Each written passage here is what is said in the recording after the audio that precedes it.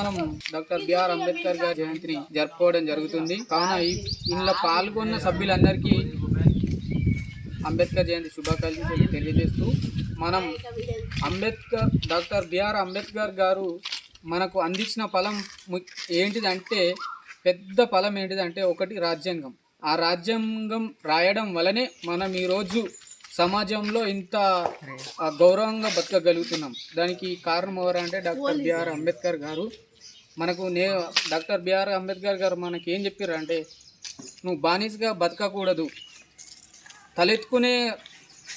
తలెత్తుకునేలా బతుకు కానీ తల దించుకొని బతకకు అని మనకు ఒక ఆయుధాన్ని ఇచ్చిపోయిండు. పోతూ ఆ ఆయుధం ఏంటి అంటే ఓటు హక్కు.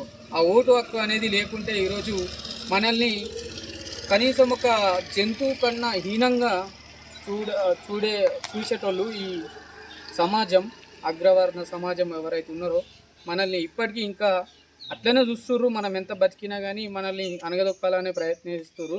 కాబట్టి ఇక్కడున్న యూత్ సభ్యులకు నేను తెలియజేసేది ఏంటంటే, ప్రతి ఒక్కరు వాళ్ళ సామర్థ్యాన్ని బట్టి ఖచ్చితంగా రాజకీయాల్లోకి రావాలి.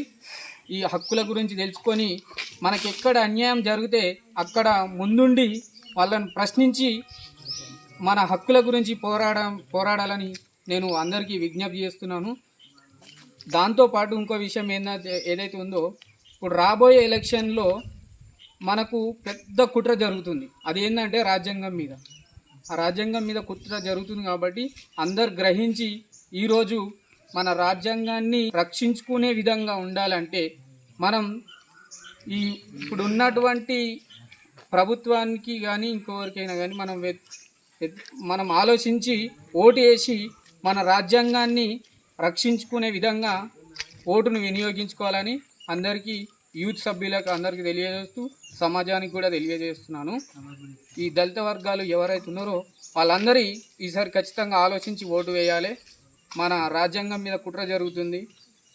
మతవాదుల రాజ్యాంగాన్ని తీసుకురావాలనే ప్రయత్నాలు జరుగుతున్నాయి. కాబట్టి ఆ రాజ్యాంగం వస్తే మనం మళ్ళీ అప్పుడు ఒక 70 సంవత్సరాల కింద మనకు స్వతంత్రం రాకముందుకు ఎట్లయితే ఉన్నామో అదేవిధంగా అంతకంటే హీనంగా మనం బ్రతుకు ఉంటుంది. కాబట్టి దాన్ని దృష్టిలో పెట్టుకొని అందరూ ఖచ్చితంగా ఈ వచ్చే ఎలక్షన్లలో యూత్ అందరూ వాళ్ళ ఫ్యామిలీలకు తెలియజేస్తూ వాళ్ళ ఇళ్ళలో చెప్తూ అందరికీ ఒకటే విధంగా చెప్పుర్రి, మనం ఈసారి ఓటు హక్కు ఖచ్చితంగా వినియోగించుకోవాలి.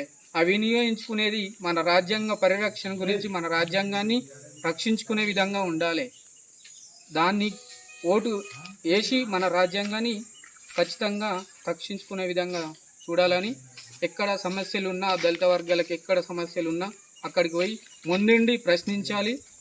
సమాజంలో మనం కూడా రాజకీయాలలో ఎదగాలని, అందరూ రాజకీయాలలోకి రావాలని, రాజకీయాల కంటే ముందు ఆర్థికంగా నిలదొక్కుని గట్టిగా ఉంటూ మన వెనుక ఉన్న వాళ్లకు చేయూతనివ్వాలని కోరుకుంటూ జై భీమ్, జై భీమ్, జై జై జై జై జై భీమ్, జై భీమ్.